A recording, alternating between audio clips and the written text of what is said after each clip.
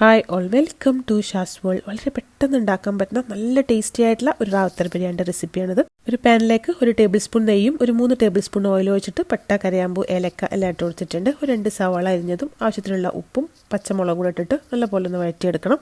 അപ്പോൾ ഈ ഉള്ളിയൊക്കെ ഒന്ന് ഗോൾഡൻ ബ്രൗൺ കളറാവുന്ന സമയം കൊണ്ട് നമുക്കിതിലേക്ക് ചെറിയുള്ളി, വെളുത്തുള്ളി, ഇഞ്ചി എല്ലാം ഒന്ന് ചതച്ചെടുക്കാം. ഇതിൻ്റെ ഡീറ്റെയിൽഡ് റെസിപ്പി നമ്മുടെ യൂട്യൂബ് ചാനലിൽ അപ്ലോഡ് ചെയ്തിട്ടുണ്ട്. നമ്മൾ സാധാരണ ബിരിയാണിയിൽ ചെറിയുള്ളി ഇട്ട് കൊടുക്കാറില്ല. ഈ ചെറിയുള്ളി ആഡ് ചെയ്യുന്നത് തന്നെയാണ് ഈ ഒരു ബിരിയാണിയുടെ ഒരു പ്രത്യേകത. ഇനി ഇതിലേക്ക് ഒരു തക്കാളി കൂടെ ആഡ് ചെയ്ത് കൊടുത്തിട്ടുണ്ട്. ഫ്ലെയിം ഒന്ന് കുറച്ച് വെച്ചിട്ട് 1 ടേബിൾ സ്പൂൺ കാശ്മീരി ചില്ലി പൗഡറും 1/2 ടേബിൾ സ്പൂൺ ഗരം മസാലപ്പൊടിയും കൂടെ ഇട്ട് കൊടുത്തിട്ട് ഒന്ന് ഇളക്കി കൊടുക്കാം. 2 ടേബിൾ സ്പൂൺ തൈരും പകുതി ചെറുനാരങ്ങ നീരും കൂടെ ഒഴിച്ചു കൊടുക്കാം. 1/2 കിലോ ചിക്കനും കൂടെ ഇട്ടിട്ട് നല്ലപോലെ ഒന്ന് ഇളക്കി കൊടുക്കണം. ഇനി ഇതിലേക്ക് കുറച്ച് മല്ലിയിലും പുതിനയും കൂടെ ഇട്ട് കൊടുത്തതിന് ശേഷം അടച്ചു വെച്ചിട്ട് ചിക്കൻ ഒന്ന് കുക്ക് ചെയ്തെടുക്കണം.